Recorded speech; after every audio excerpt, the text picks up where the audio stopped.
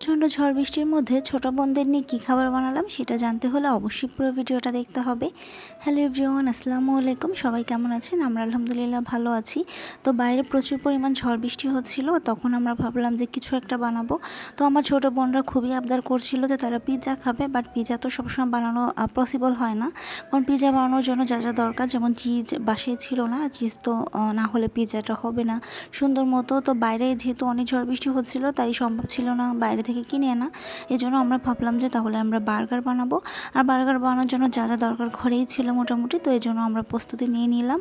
আর আমার ছোটো বোনরা কিন্তু ভীষণ কাজের, তারা সব কিছুই গুছিয়ে নিয়েছে আমার আগেই। কিন্তু ওরা সব কিছু দেখলাম গোছানো শুরু করে দিয়েছে। ওরা কিন্তু খুব কাজের, আমাকে সেভাবে কিছুই করতে হয়নি, সব কিছু ওরাই করেছে। তো বার্গার বানানোর জন্য ফার্স্ট টাইম মিওনিজ বানিয়ে নিব। আর এই মিওনিজটা কিন্তু আমি ফার্স্ট টাইম ট্রাই করছি ইউটিউব দেখে। এটা সিদ্ধ ডিম দিয়ে, আমি ডিমগুলো একটু অল্প করে সিদ্ধ করে নিয়েছি। এখানে আমি হাঁসের ডিম নিয়েছিলাম, আর তার মধ্যে একটু কয়েকটা রসুনের কোয়া, আর একটু গোলমরিচের গুঁড়া, আর সামান্য তেল, আর দিয়েছি একটা কাঁচা মরিচ। এটা দিয়ে ভালো করে ব্লেন্ড করে নিলাম। আর একটু চিনিও দিয়েছিলাম, আর সামান্য লবণও দিয়েছিলাম। সব কিছু দিয়ে খুব সুন্দর করে একটা মিওনিজ বানিয়ে নিয়েছি, খুব সুন্দর হয়েছিল মিওনিজ। আর এখানে বার্গারের পেটির জন্য নিয়েছিলাম বিফ কিমা। আমি এখানে বিফ ব্যবহার করেছি। বিফ কিমাটা কিন্তু খেতে অনেক বেশি ভালো হয় বার্গারের সাথে। তো এখানে আমি কিমা করে নিয়েছি, তার মধ্যে দিয়ে দিয়েছিলাম একটু আদা রসুন বাটা, সামান্য একটু শুকনো মরিচ দিয়েছি লবণ, আর বাইন্ডিংয়ের জন্য দিয়েছি একটু কর্নফ্লাওয়ার, দিয়েছি একটা ডিম, আর একটু গোলমরিচ গুঁড়া, ব্যাস এটুকুই দিয়ে তারপরে ছোটো ছোটো করে আমি বার্গারের পেটি বানিয়ে নিব। আমি 10টার মতো বার্গার বানাবো। তো তার জন্য আমি সেই 10টা পেটি তৈরি করে নিচ্ছি। এটা কিন্তু এভাবে করে নিয়ে নিচ্ছি।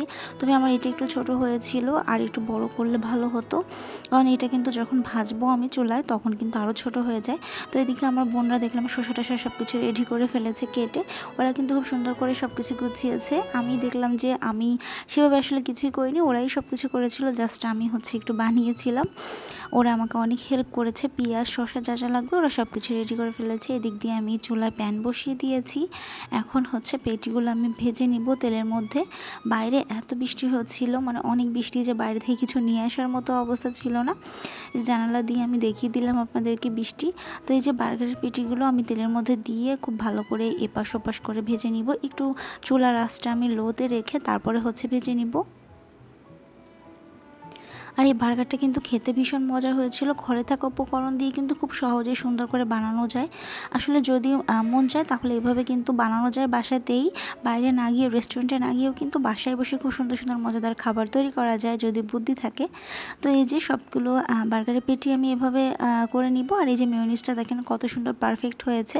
আমি কিন্তু এটা ফার্স্ট টাইম বানিয়েছি, তবে এত মজা হবে বুঝতেই পারিনি, তবে চিনিটা একটু বেশি হয়েছিল।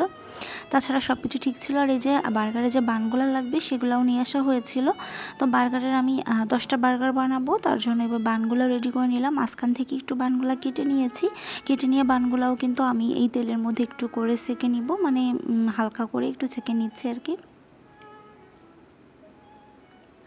এটা কিন্তু বানাতে একদমই অল্প সময় লাগে, খুব দ্রুত বানানো হয়ে যায়। জাস্ট বার্গারের পেটিটা রেডি করতে যা টাইম লাগে, তাছাড়া আর কিছু হয় না। তো এই যে আর এখন বার্গারটা আমি রেডি করে নিচ্ছি। ফার্স্টে মেয়োনিজ দিয়েছি, এরপরে দিয়ে দিলাম টমেটো সস, আর এরপরে আমি বার্গারের যে পেটিটা ছিল এটা দিয়ে দিলাম, আর এরপরে শসা আর কিছু পেঁয়াজ দিয়ে দিব, ব্যাস হয়ে গেল। তারপর উপর থেকে আমি আরেকটা বান দিয়ে দিব। তো এভাবে প্রত্যেকটাই আমি রেডি করে নিয়েছি। আর বৃষ্টির মধ্যে কিন্তু এই ধরনের খাবার খেতে বেশ ভালো লাগে, বিশেষ করে বাসায় যদি আরও অনেক লোকজন থাকে তাহলে তো কোনো কথাই নেই।